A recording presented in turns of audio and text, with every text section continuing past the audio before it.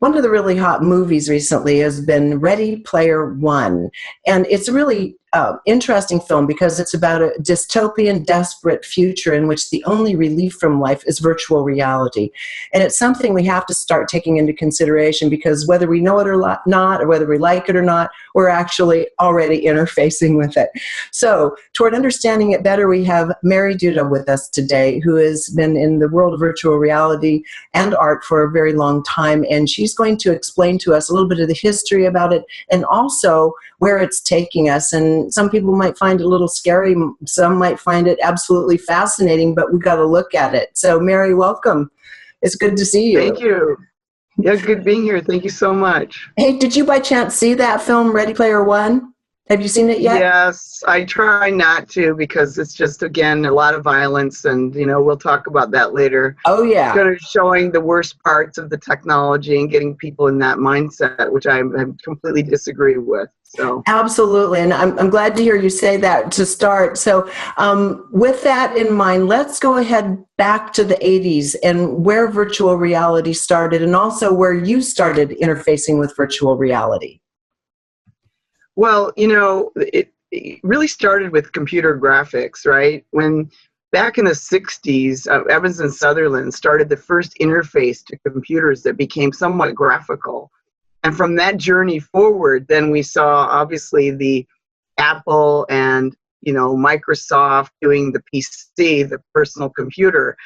And in early days, in the early 80s, they still thought maybe people wouldn't want a computer. And can you believe it? Now it's sort of unfathomable because we carry our computer, which is our phone. The phone is more powerful than the computers were then. Yeah, it's amazing, right?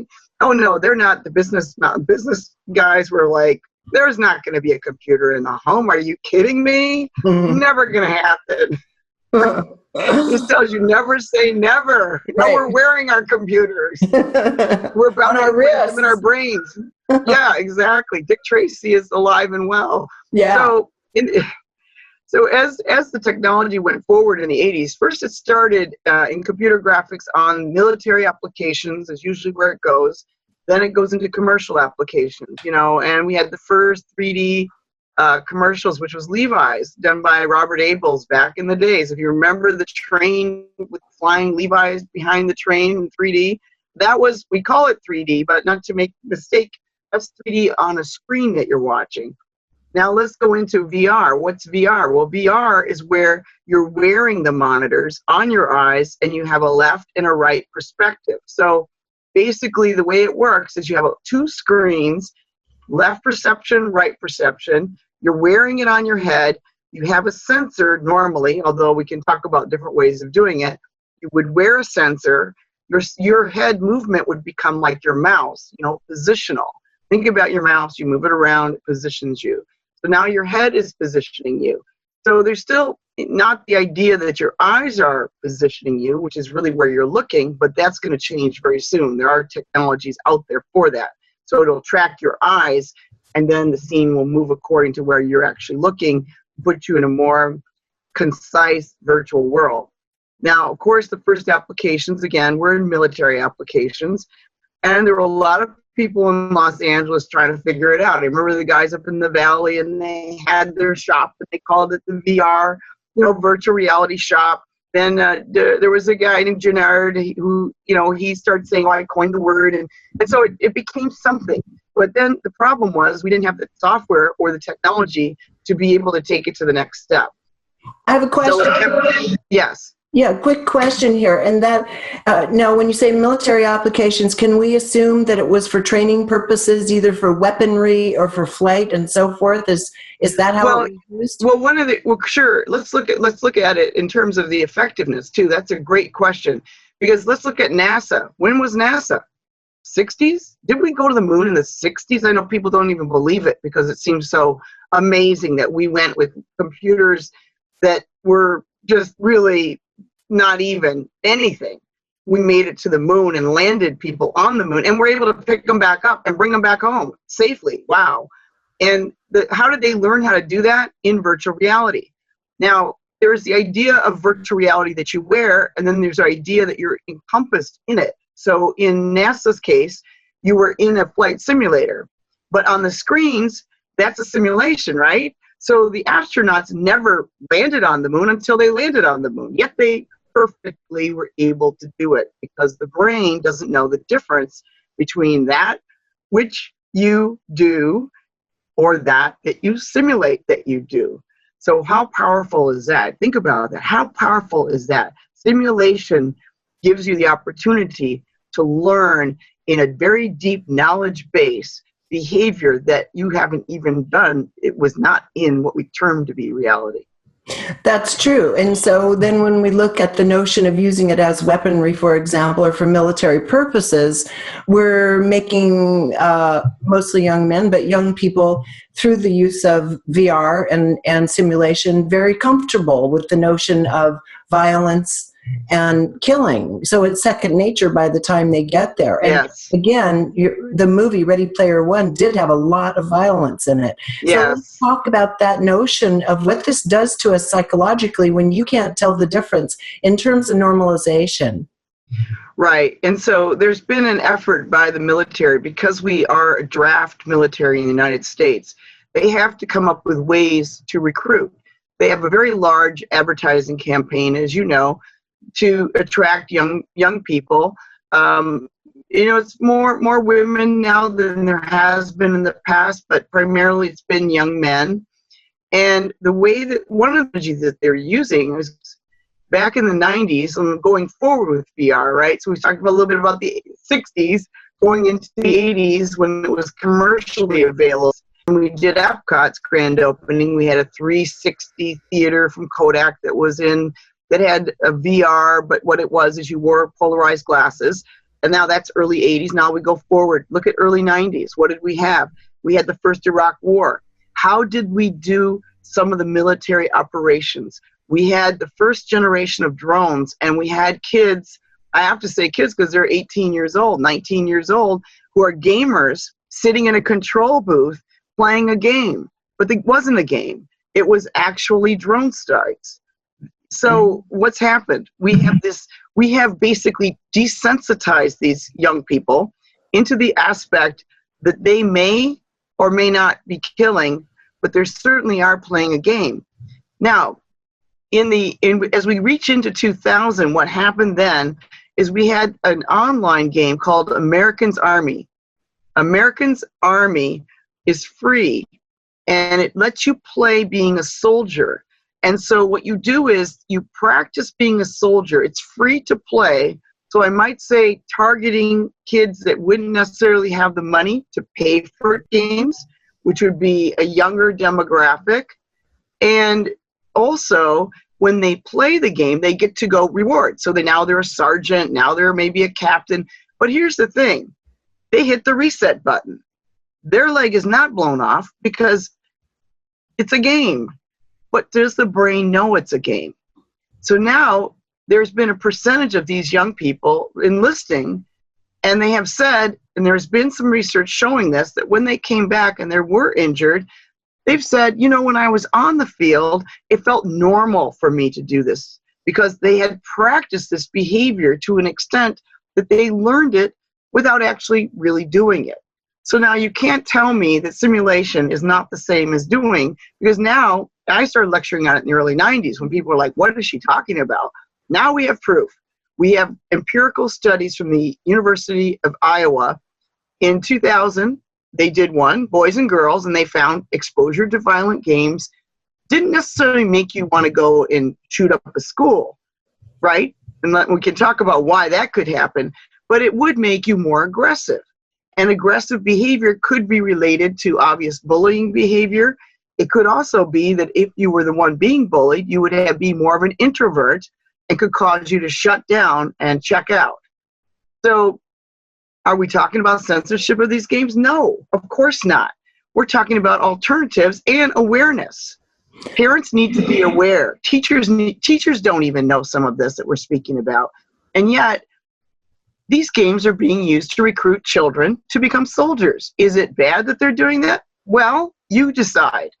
Do you want your child to have a form, in a sense, now you might think this is a little extreme, but in a sense, is not this a form of brainwashing?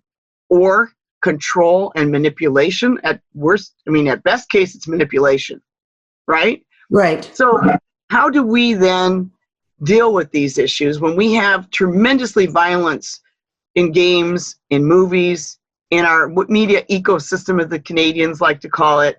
As Marshall McLuhan said, the medium is the message.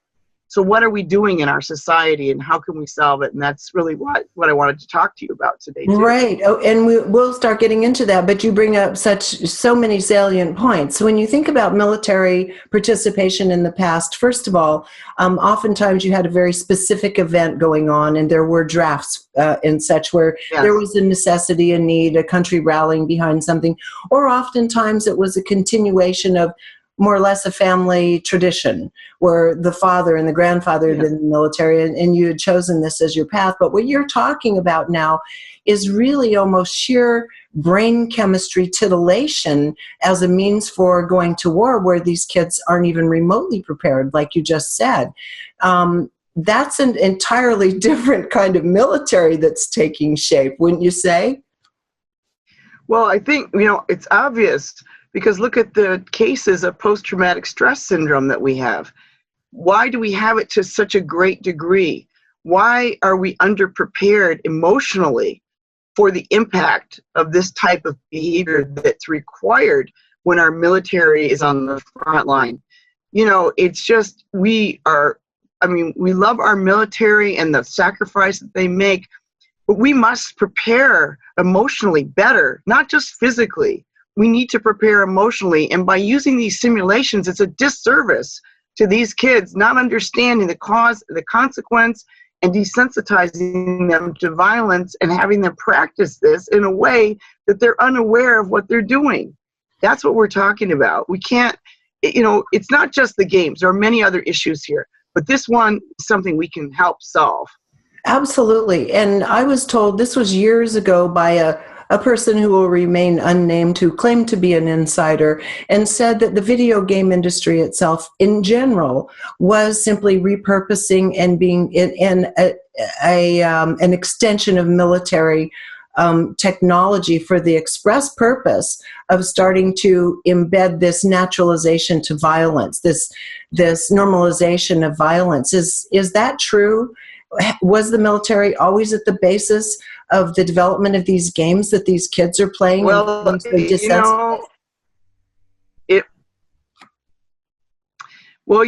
I can definitely look in the 90s when one of our publications, industry publication, co-venture between game companies and the military, and that was the beginning of some of these military games that were financed through that apparatus. And so why would that be? And, you look and you see, kids play with soldiers, they play being soldiers. I mean, that's natural. But taking it to this degree and using it as a recruiting tool and using it as a way to desensitize kids so that they will want to join, or glorifying it in some level. Look, it's no mistake that you're playing American's Army, and then we have the ROTC structure where they go into the urban communities and recruit these kids. Now, of course, there's also economic benefit. They can go to school, they can help their family, there is that encouragement. But what is that edge that it's giving them by having them play these violent games that then there's no one that's hurt, there's no one that's injured, there's no consequences? That's what we're really talking about. What are we talking about in terms of the shortening of the attention span of children as well? Because the inability to focus, the notion that everybody's now ADD and needs to be on Ritalin is a big deal. Let's talk about that. Okay. Well, that's a great topic too, and I'm glad you brought it up, because we started talking about the medium is the message, right, as I mentioned. Well, let's think about this. When you expose very young children to what we used to call the jump cut, it started kind of with the MTV era, where we have 1 second cuts, less than 1 second. Yes. So isn't it logical that you would think that if I expose these fast imagery to a child, that they would learn how to interpret that imagery at a fast pace? Now I put them into school in a linear process with a system and God bless our schools, but they have got their hands tied in so many levels. The Dewey system of education was founded in 1910. Dewey said at the time, it's not about learning, it's about perpetuating society's goals.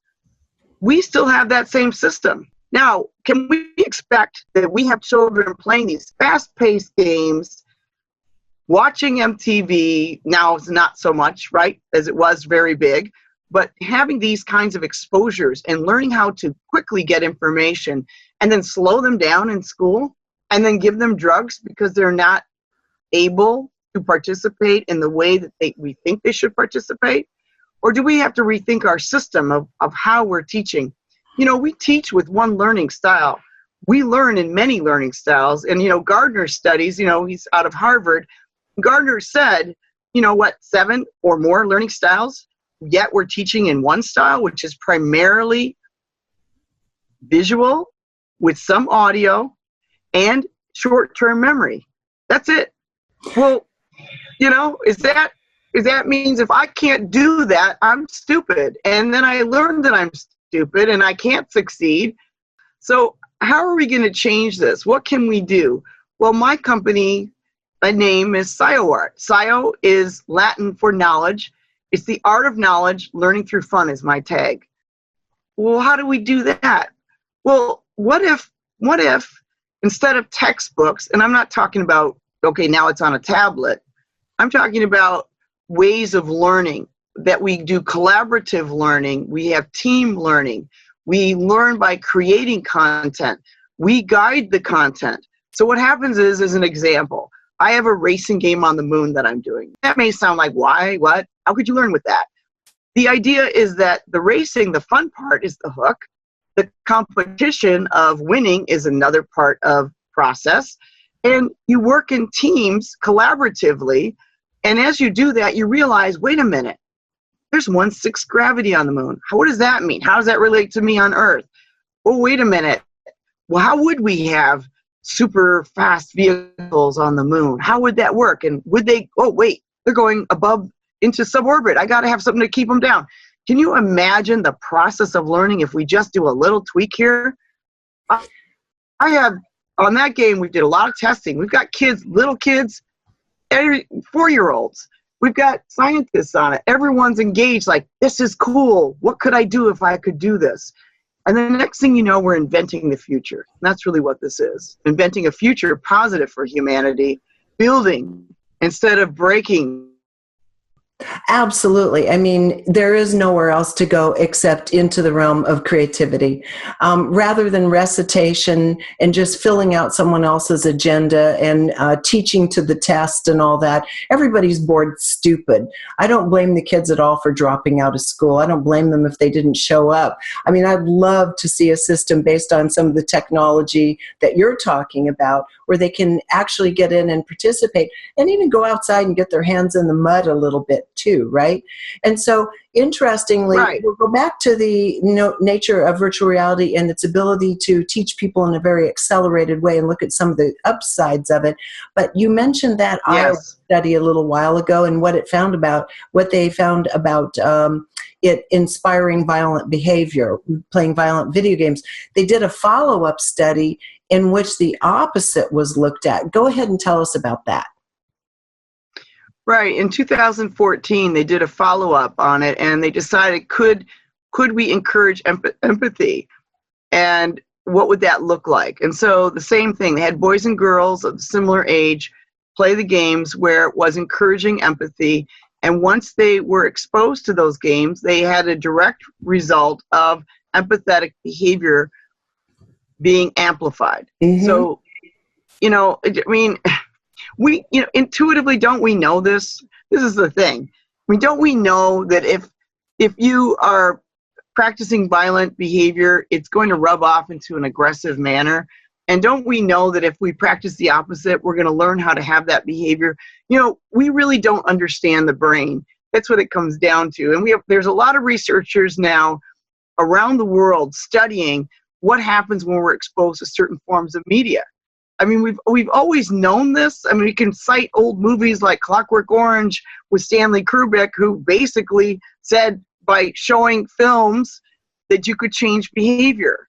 And it's more true now than ever, because now not only are we watching, but we're going inside the simulation, such as, Ready Player One, inside these other worlds. And that's why it's so important for us at this juncture to really take control of the technology for positive purpose, not to turn it off and say, I don't want it. That's not the answer. The answer is to use it in positive purpose, to use it for the great benefits that it has in collaboration and communication worldwide, to break down barriers, to build bridges, to create together, to collaborate globally. And that's what our kids can do. New generation coming up, they're the ones that'll do it. They will do it. And yet we're still, as you say, in the educational system, we still have them working in a model that's a century old, where where it was considered a privilege to have an education. Ultimately, even people of color and girls were brought into the educational systems. I mean, it's amazing, shocking to think that it's still that new, actually. But when you look at it, and as you were saying, once kids have been exposed to this rapid pace of brain activity, and you try to put them back in front of text, reading books, I mean, it's almost torture. And yet at the same time, the parents of those children are also, we're very attached to the notion, but you can take the time to sit down and cuddle up with one of the great classic works and so forth. These kids are being trained completely away from it. And is that a bad thing? Because we have sentimental attachment to the way we've learned. Right. It's important to have both. We want to encourage kids to understand language, right? And so we want to encourage reading. We need to have both, but the issue that we've had is that many parents are working multiple jobs.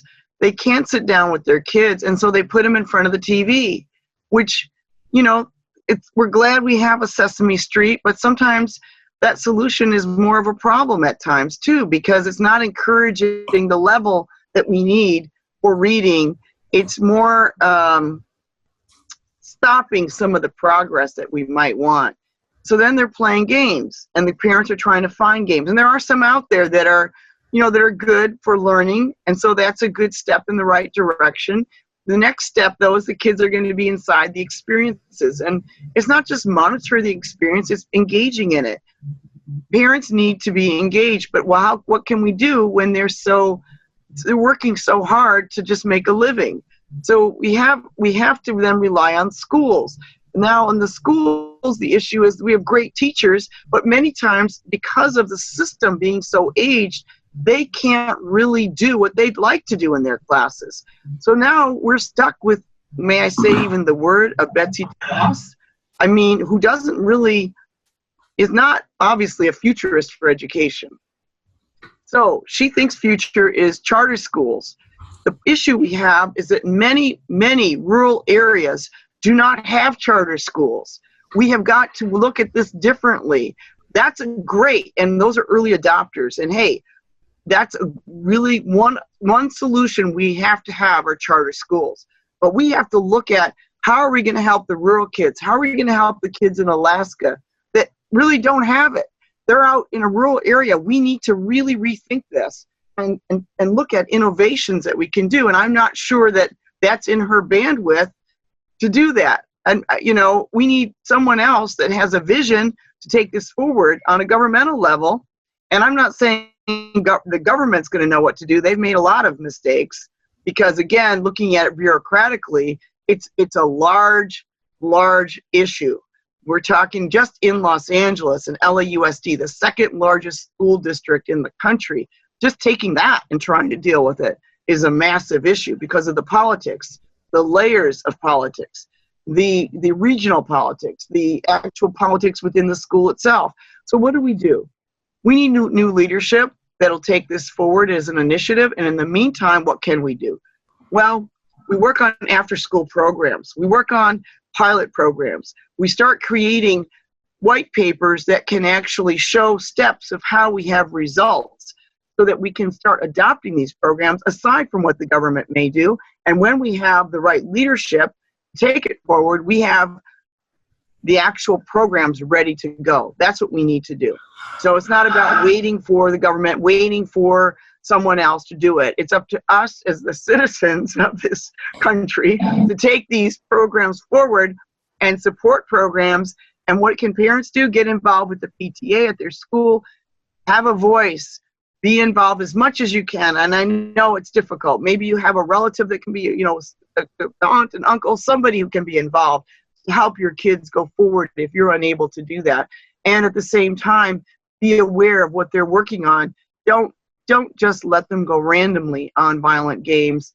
I know they're going to do it when they're teenagers, but let's try to edit it down for the younger kids, because it's really not good for them to get exposed to how to be a gangster when they're 6 years old.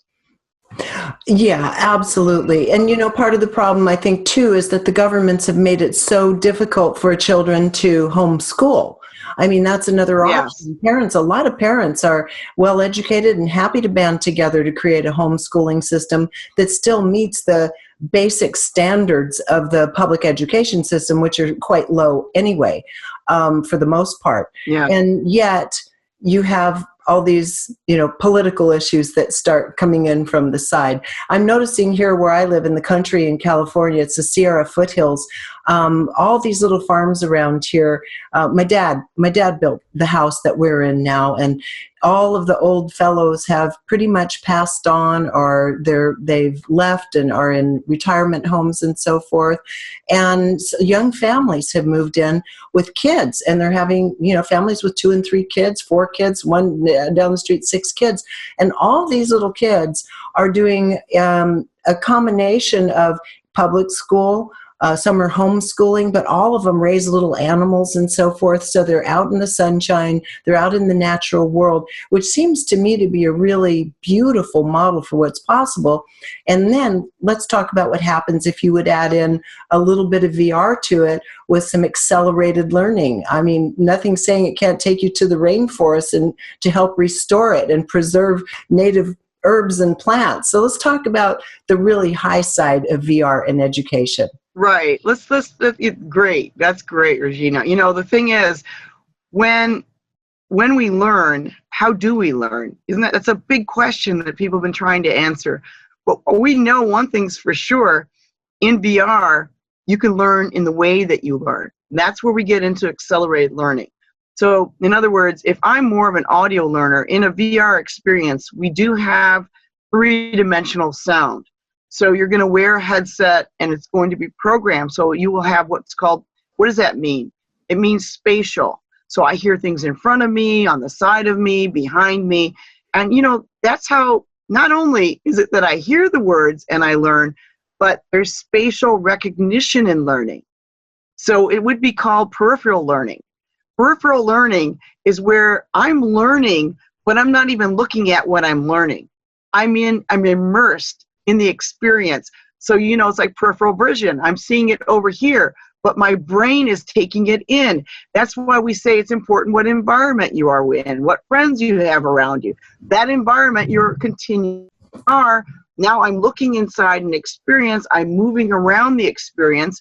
And what happens is that the brain is taking in that experience as though they're actually having it. And you're taking it in the way that you learn. So now we're getting close to having kinetic systems, and that would be touch. So there has been some of this, and, you know, early on, like the Wii, you're familiar and you're moving around and you're able to play these kinds of sports games, became very popular. There are other kind of fields where we have RF signals, so you can kind of have positional data, more of your whole body. But then you're also going to have other controllers on your hands. You'll have things where you're moving and articulating your full hand movement. And so you'll be able to mold things with your hands in virtual space and feel it. So as we move forward, the process of learning is so far accelerated using these kinds of systems that we don't even understand exactly how fast it will go. But I can cite an old movie called Lawnmower Man back in the early 90s that talked about that, a combination of being immersed within all the information given to you at high speeds, and you then taking in all that information. And that's not really science fiction today. That is actually happening. We just are, the technology's ahead of us actually understanding what we're doing with the technology. Does that make sense? You see, yeah. On some levels, we do know how it's encouraging behavior. We absolutely know. We also know it's normalized violence as a solution. We didn't have violence as a solution. When I was first lecturing on this in the early 90s, we didn't have Columbine yet. We didn't have this idea that this is a solution. It was way outside of a solution. I mean, maybe in the cowboy days, you walked in and shot up a saloon, but this was not part of our society. Now, there are many reasons it happened, but these Columbine kids practice shooting, not in a practice shooting range, but on a game. And they were sharpshooters. So that just shows you, and it became a solution. Why? What about the girls that killed one of their friends, back a few years ago? They were playing a game and they ended up acting it out and killing their friend. These are solutions now. These were never solutions before. Why are they? Because we're practicing these solutions in simulation. And so now it's an alternative, like, it's a thought, right? It's a thought. It's like, this isn't working for me. I could do this solution. We have got to change that thought by putting positive solutions out there, by building, exploring, going underwater worlds, saving the fish of the planet, coming up with ways to get rid of plastics. There are so many. I just did for 2 years a virtual reality hackathon for urban kids here in Los Angeles, and we did it in Downey at the Columbia Memorial Space Center. And we basically 2 years ago told them, create something for the community that helps the community in virtual reality. Inglewood, Compton, Crenshaw area, Watts area. They thought, what could I do that wasn't shoot 'em up? And for 1 second they thought about it, and the next second they came up with it. What does that tell you? And the kids that won was 3 young Latino women came up with the environment. 3 young men from Compton came up with how to rescue in a fire. Love it. That's it. And they were excited and engaged. And this last year, we did it on how could you live on Mars? And they were excited and engaged and wanted to go forward to become engineers, become astronauts.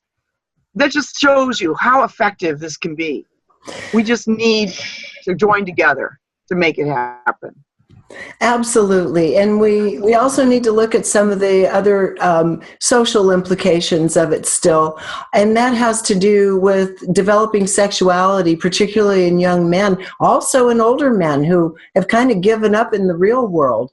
The notion of virtual reality, sex in a virtual environment is very appealing to people because there's no obligation. You don't have to worry about your real life. You don't have to worry about a relationship or another person's feelings. And what we're looking at here is virtual sex. We're looking at no need to actually learn how to relate to one another. Starting from a young pubescent age, boys can pretty much have satisfying sex all by themselves. That has an implication to our future. Let's talk about that. It does. And, one of the things I want to bring out too is that in the games we've talked about violence, but also there's violence against women that has become normalized. And in fact, back in 90s, in 96, Senator Lieberman out of Connecticut created a Senate task force to call Sega America on the red carpet regarding the fact that they had a game which encouraged raping of women. I mean, I'm sure parents are like, what? If you play Grand Theft Auto, one of your rewards is having sex with a woman in the back of the car, and the car jumps up and down. And this may sound unbelievable to your parents that are watching, but they allow you to urinate on the prostitute. Yeah. Do they show it all graphically? No, they don't show it all. They infer all of it. And it's part of the reward mechanism.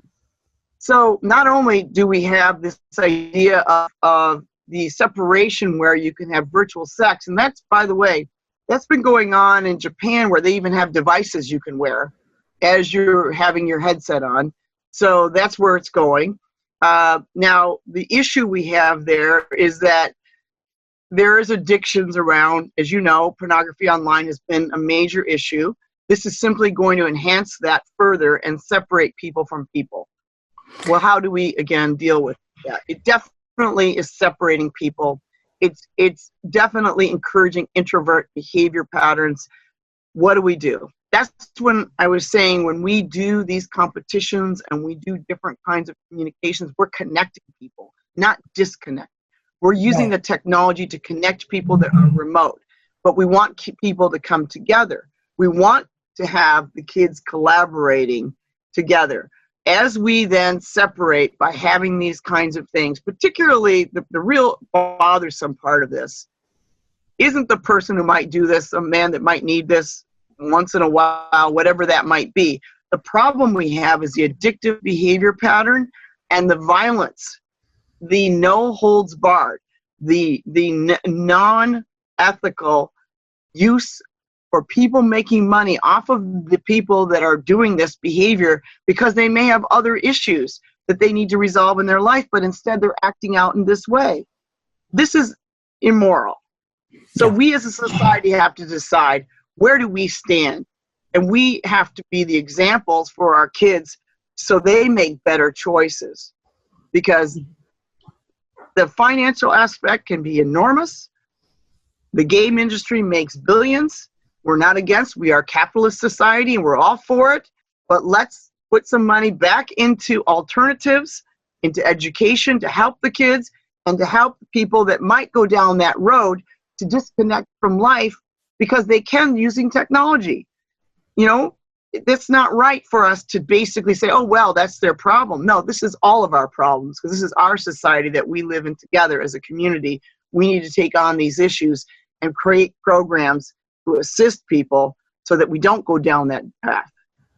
Absolutely. I mean, in the conspiracy communities, for years you've been hearing about depopulation, the elite trying to depopulate the earth and so forth. Well, with games like this, we can pretty much do it for ourselves. If people aren't motivated to have real relationships and real sex, we're going to have a rapid decrease in the population with the explosion of virtual reality, from what I can see. And we have to decide, is that the way we want to go? And really, that's what it's all about. Well, you know, go ahead, please.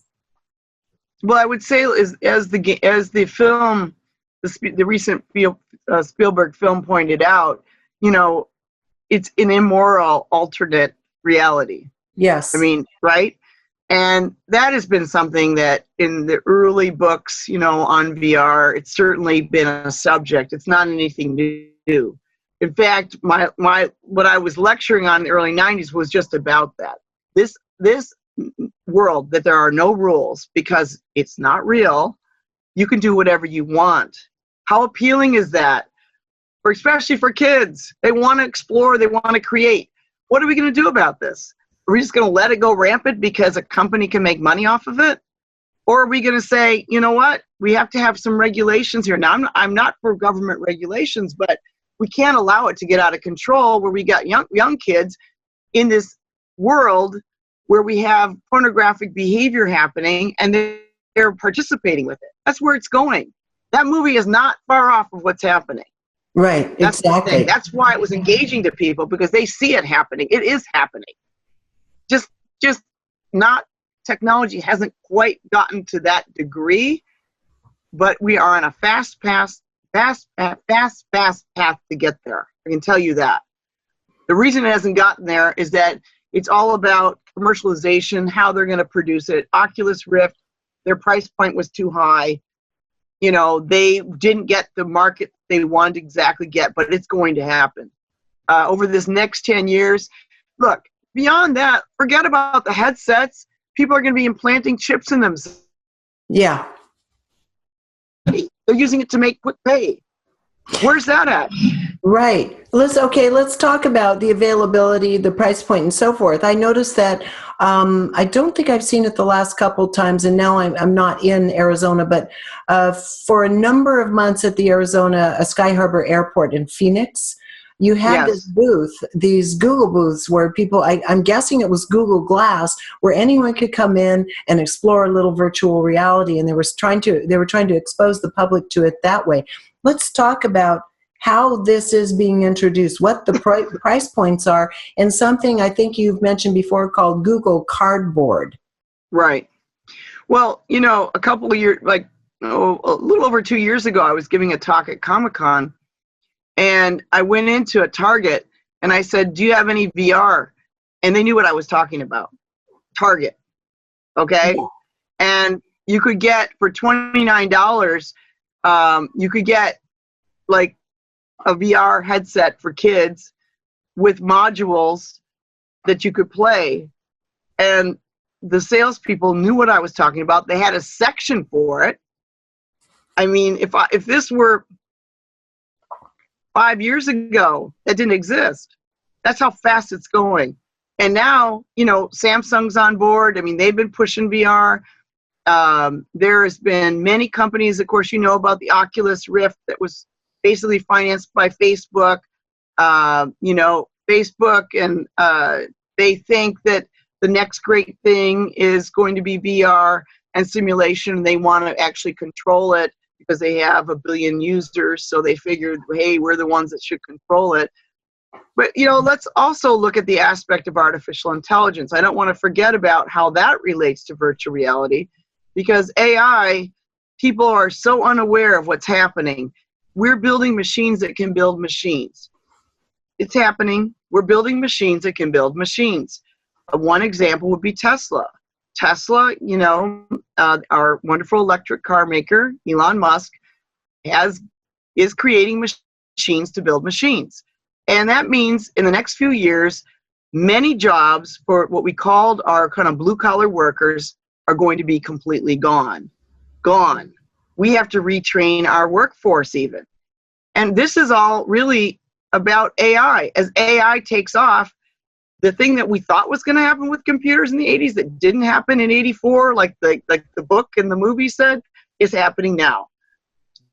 AI, artificial intelligence, as it expands, artificial intelligence will build itself. So that's kind of a frightening thing.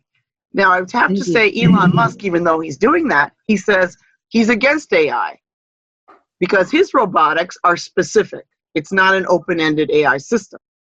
However, Jeff Bezos, who owns Amazon, on the other side says, I love AI. It should take off. We're not what? And Elon Musk says we are in a frightening place with AI. Now, imagine this. We put a chip with AI in you. I'm not talking about having to build a robot.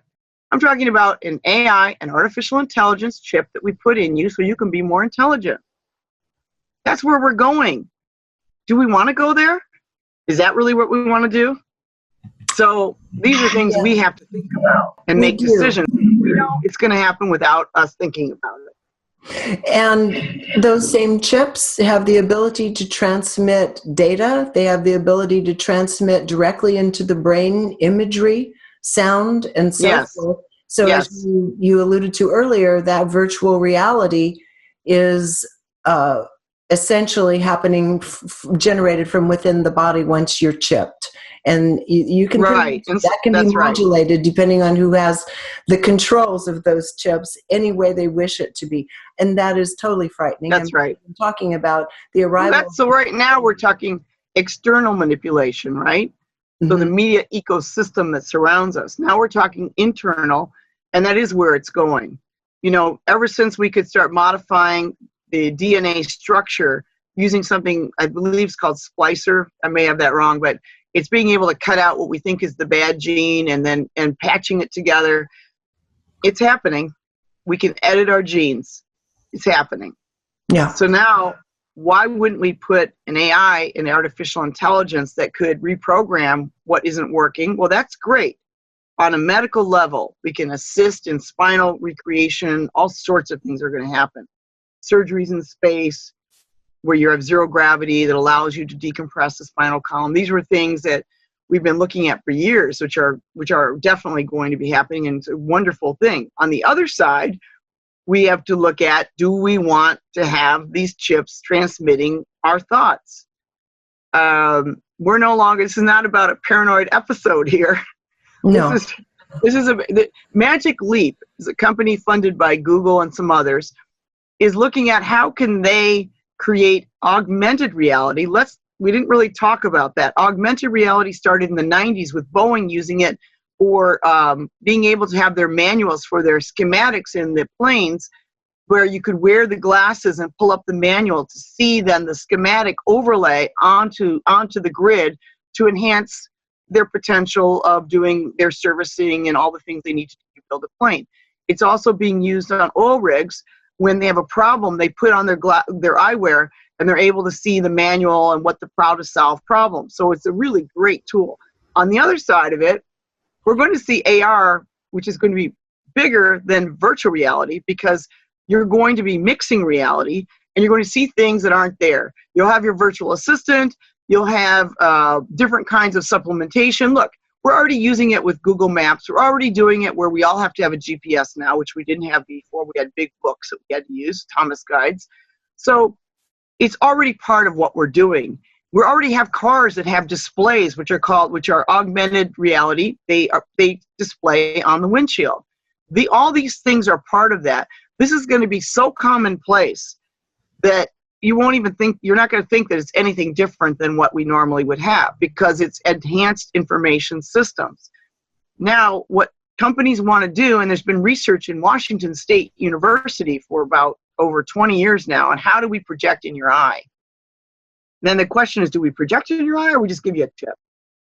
So that's where we're going, and that gets something where do we want to have that within us, and who's going to control that?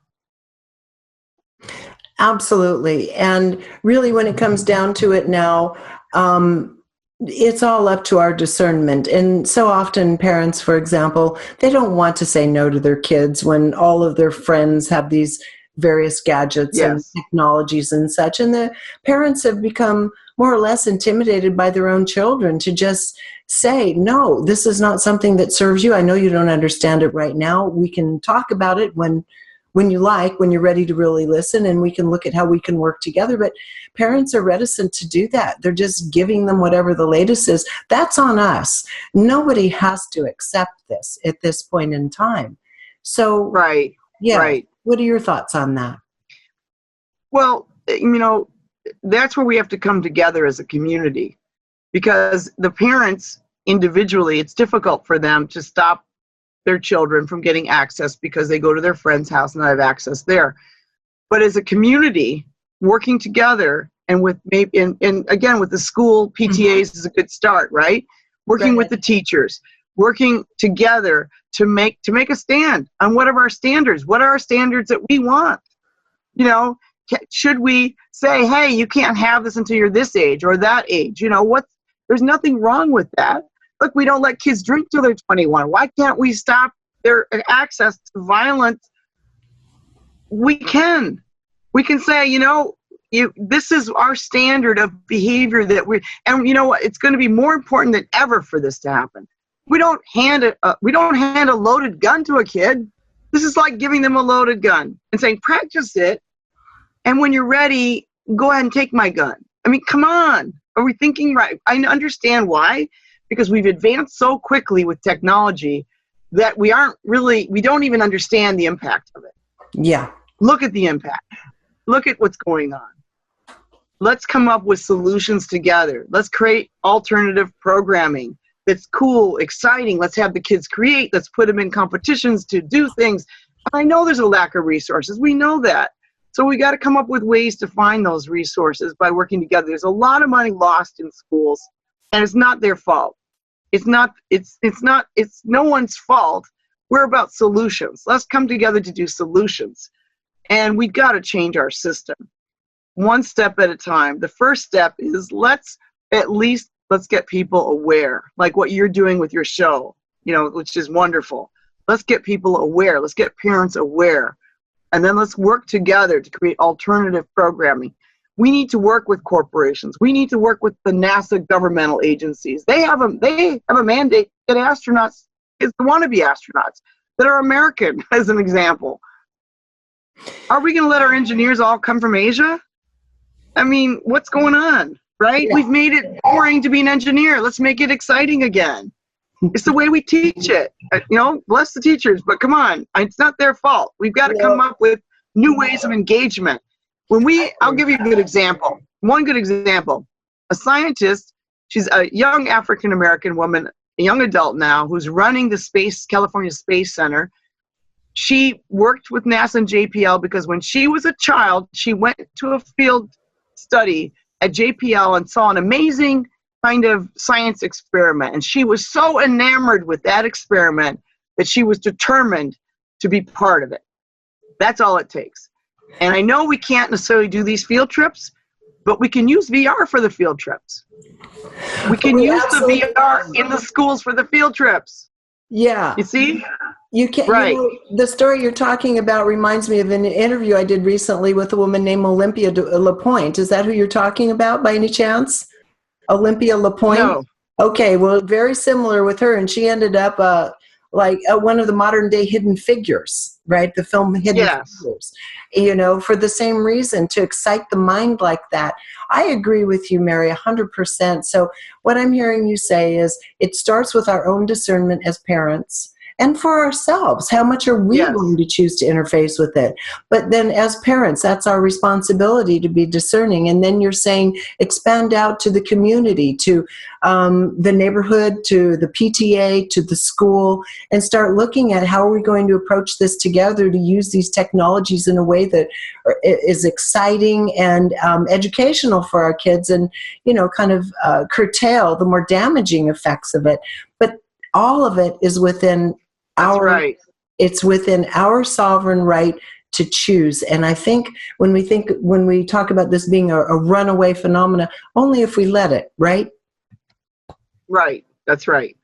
Right. And so with my company, ScioArt, I'm forming a task force of educators from around the world, and we're going to start collaborating and coming up with solutions that can be implemented in the community. Excellent. And we welcome community involvement on all levels. This is what it's going to take. It's a global initiative. It's not just in the United States that these problems are occurring, but one of our big problems, is that it's unspeakable that we don't have gun control. But other countries like Australia, when they had a violent outbreak, they put in gun control and they don't have those violent outbreaks anymore, as in the UK. So, that's part of it, that the access to these weapons and then the simulation of the weapons and the normalization of the weapons and all the rest of it. We have to take stands on that because this is just unbelievable. As a society, we're looked at globally as what is going on in the United States. Right. This is still occurring. So I think one of the solutions, as we're speaking of, is using the technology to educate, to resensitize, not desensitize, as a community. Resensitization using technology so that we join together as a community to solve these problems. I couldn't agree more with you. I love this conversation. This is such a necessary subject for all of us to have to, start tackling. Any final thoughts before we sign off here, Mary? Well, I just want to say, if people would like to reach me, you can go on my website, scioart.com. I think you probably have a link. And also my email, which is my last name, duda@scioart.com. And I'm totally open to discussions of how to reach out to your community and what we might be able to do to implement programs. Right now, we're doing this racing game on the moon, which will launch internationally as a interesting way for kids to figure out how could we get there, what could we do, and how can we create these fast speeding, cool new machines, kind of, the retro cars. I'm from Michigan, so retro cars, muscle cars on the moon, fun stuff. And then from there, how do we colonize?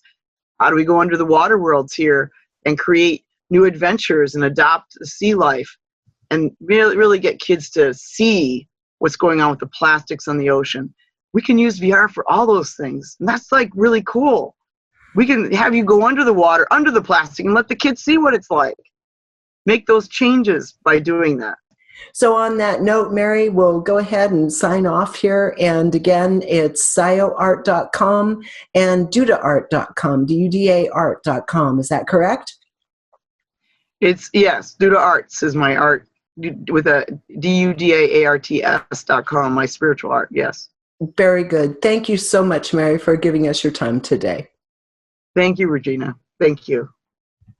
And until next time, thank you for joining us here on reginameredith.com.